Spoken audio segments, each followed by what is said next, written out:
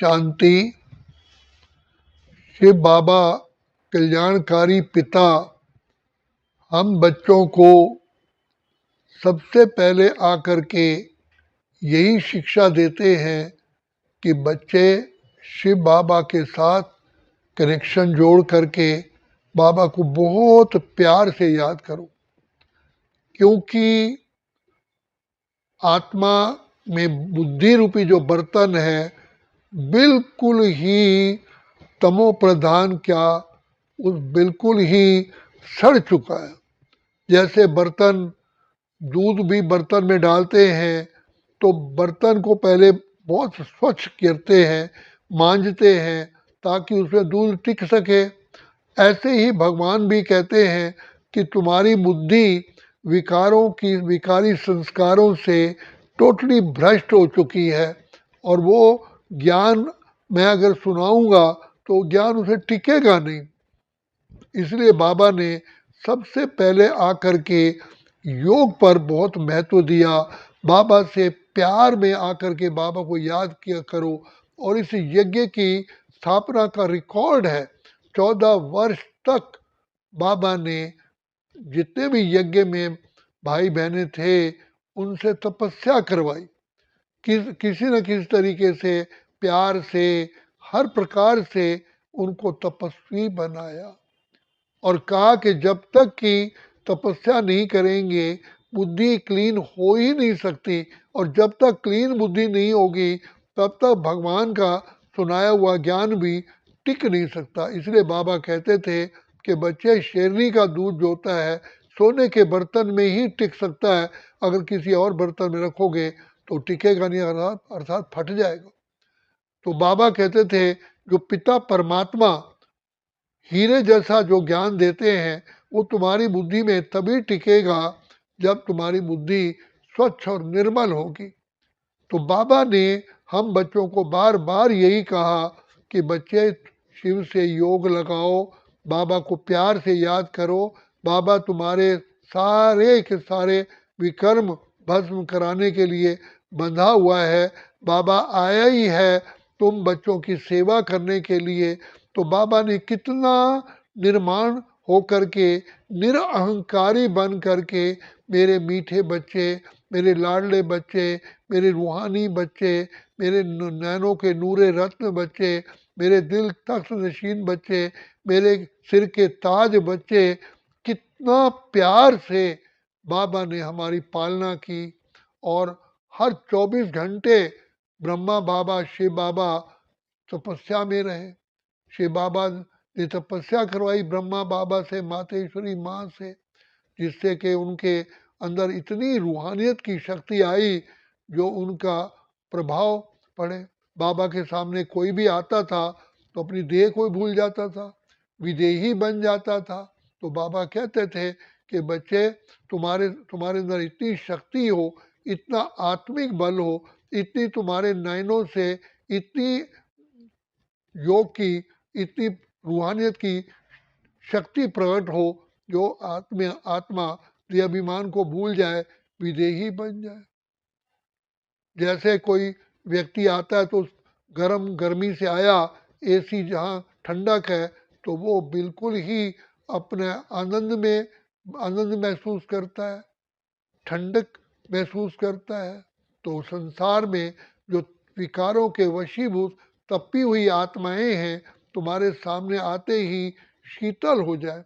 बाबा कहा करते थे, संत बड़े परमार्थी जिनके शीतल अंग तपत बुझाएं विश्व की देकर अपना रंग।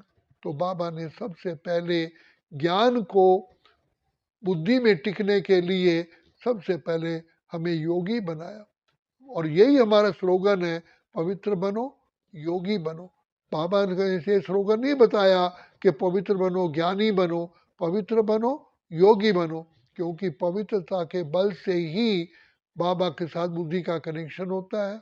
और बुद्धि जब क्लीन होती है तो भगवान का सुनाया हुआ ज्ञान बुद्धि में समा जाता है और वो ज्ञान जो है समय पर काम आता है। इसलिए तो अर्जुन को लास्ट में बुद्धि में ज्ञान बैठ गया कि भगवान सिर्फ तू ही तू, तू ही तू, तू ही तू, उसका मोह नष्ट हो गया और स्मृति में रहने लगा कि भगवान की, परमात्मा की स्मृति में रहने में ही मेरा भी, मेरे परिवार का भी और मेरे समाज का भी, मेरे विश्व का अति अति कल्याण है। इसलिए नष्टो मोहा बना। और गणेश का भी यही कहते हैं कि वो बुद्धिमान था, वो बस परमात्मा पर ही न्योछावर था। इसीलिए व्यास ने भी अपना ज्ञान लिखने के लिए गणेश को राइटर बनाया। तो बाबा परमात्मा कहते हैं कि बच्चे, शिव बाबा की याद में ही तुम्हारा वास्तविक कल्याण समाया हुआ है। शिव से योग लगा, सारे रोग मिटा। सारे, जैसे ब्रेन के जितनी तारे हैं, जितना नर्वस सिस्टम है, सही अपनी पोजीशन पर आ जाते हैं। तो बाबा कहते हैं बड़े से बड़ा डॉक्टर भी इतना बड़ा ऑपरेशन नहीं कर सकता जो ब्रेन की नर्वस सिस्टम प्रॉपर एक्टिव हो जाए। बाबा की याद के बल से हम वो सारा होता है। और दूसरी बात, बाबा कहते हैं बच्चे, आज तक कोई भी बाहुबल से विश्व पर राज्य नहीं कर सका। हिटलर के पास इतनी बड़ी शक्ति थी, जर्मनी का हिटलर था, उसने कहा मैं सारे वर्ल्ड को जीतूंगा, वो फेल हो गया। सिकंदर ने सोचा मैं सारी दुनिया पर राज्य करूंगा, और जहां जहां सिकंदर जाता रहा वहीं विजयी बनता रहा और उसकी सेना जीतती गई। लेकिन वो भी रास्ते में मर गया, उसको मलेरिया, वो मर गया। वो सारे दुनिया पर, सारे विश्व पर राज्य नहीं कर सका। लेकिन इसी प्रकार से चाहे आज भी आप देख लो, अमेरिका है, कितना भी है, लेकिन योग बल से, बाबा कहते हैं बाहुबल से कोई जीत पा सका ही नहीं है। श्री कृष्ण की आत्मा योग बल से सारे विश्व को पर राज्य करती है। इसलिए दिखाते हैं शास्त्रों में कि श्री कृष्ण की माँ ने जब श्री कृष्ण का के अंदर मक्खन डाला तो उसे विश्व का गोला देखा कि सारा तीनों लोकों ही का ही वो मालिक है।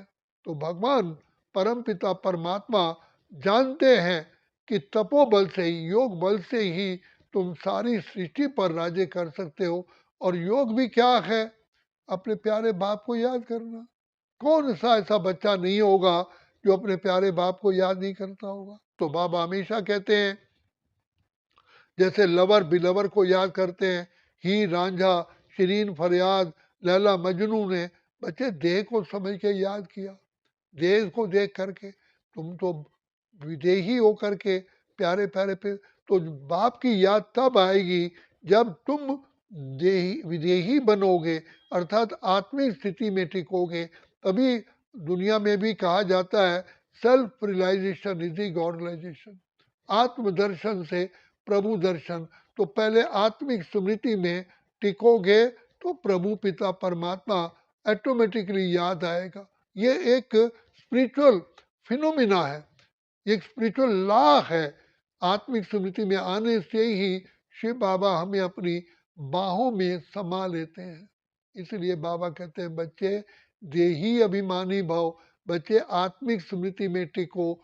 सबसे बड़ा, जैसे बिजली का, बिजली के भी पावर को अगर अर्थिंग होती है तो सारी बिजली अर्थिंग में चली जाती है, तो वो हमारे यूज में नहीं आती। इसी प्रकार देह अभिमान ही पतन की जड़ है और देही अभिमानी निराकारी स्थिति ही हमारी उत्थान की सीढ़ी है। इसलिए बाबा कहते हैं निराकारी, निरहंकारी, निर्विकारी बनो।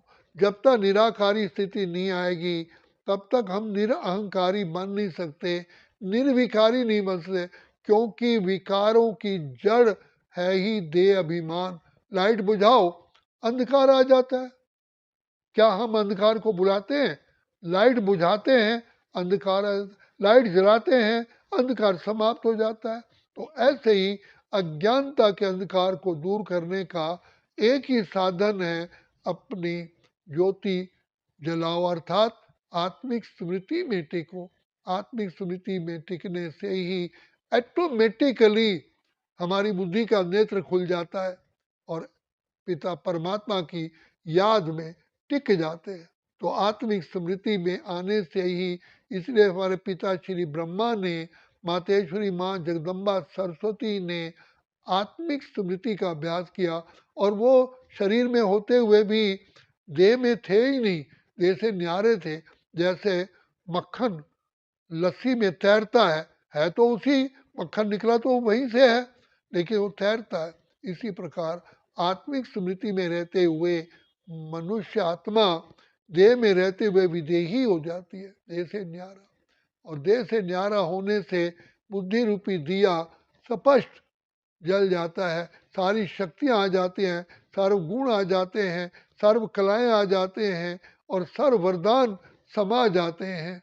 तो भगवान आकर के सबसे पहले हमारी बुद्धि को क्लीन और क्लियर करने के लिए कहता है कि बच्चे मुझे याद करो। याद करोगे, ऐसा फील करोगे कि बाबा तुम्हारे साथ ही है, बाबा तुमसे जुदा होता ही नहीं है, खुदा तुम पर फिदा हो जाएगा। खुदा फिदा कैसे होता है, अर्थात कुर्बान कैसे होता है, जब आत्मा प्योर होती है बाबा की याद में। इसलिए बाबा कहते हैं बुद्धि की लाइन क्लियर हो, हर बात में केयरफुल होके चलो, तो ऐसा फील करोगे कि भगवान आपके साथ ही है और वो कदम कदम पर आपको सहयोग भी दे रहा है, शिक्षा भी दे रहा है और आनंद की, सुख की, खुशियों की गोदी में लेके चल रहा है। तो इसलिए बाबा कहते हैं योगी शिव से योग लगाओ, सारे रोग मिटाओ, योगी जीवन है प्यारा, योगी जीवन है प्यारा। तो बाप कहते हैं बच्चे देह अभिमान को छोड़ो, विदेही बनो, देह से नाता तोड़ दो, प्रभु से नाता जोड़ दो। यही हमारा महामंत्र है, देह से नाता तोड़ दो, अर्थात बुद्धि में देह की स्मृति नहीं रहे, अपने को आत्मिक स्मृति में रह के कर्म योगी बनो। तो कर्म योगी बनने से स्वतः योगी, निरंतर योगी, राज योगी बन जाते हैं, अपनी कर्म इंद्रियों के राजा बनते हैं, प्रकृति के राजा बनते हैं, विश्व पर राज्य करते हैं, सबके दिलों पर राज्य करते हैं। अच्छा, ओम शांति, ओम शांति, ओम शांति।